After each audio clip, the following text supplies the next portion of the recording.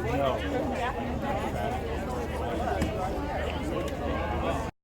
there. Still at the bus. You can drive further. We don't want you to stay in a position where you can run 100 yards. Brian Kaiser with Potomac Local News at Colonial Forge High School in Stafford County, where 300 bus drivers came out today to participate in active shooter training.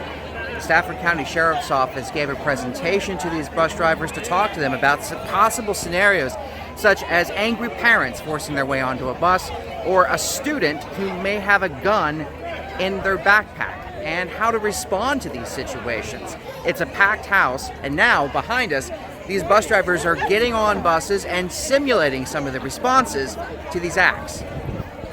Okay, so while the scenario is going on, just kind of pay attention to what's going on. I'm gonna have you, like, whatever radio traffic you would do or anything like that, speak loudly so that, you know, pretty much everybody can hear. That's unrealistic, right? If you were getting on the radio, you wouldn't be like trying to think outside the box. On the bus, right? They're trying to get past you. It's physical. There's de-icer rooms. And I love this. These are not weapons. Right? So it's a question. I would imagine there is a Sheriff, give me a sense of what we're doing here today at Colonial Forge High School.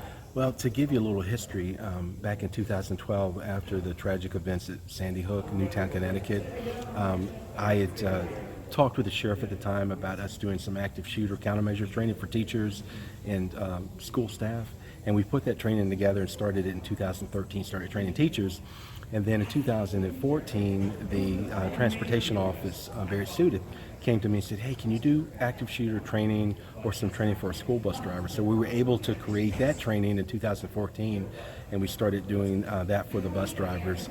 And then today, we've actually taken it, our trainers have taken the existing training that was put together, and we improved it, and we actually had hands-on training. So we had the overview presentation where everyone came together, and then we broke them down into smaller groups and then rotated them through so they could get hands-on training and actually have the physical application of it, because in a training environment, anytime you can do it physically, you retain it so much better than you do. And mental preparation is really important too if you can't do the physical part of it. You talk about some of the threats that these drivers may face out in the community on any given day.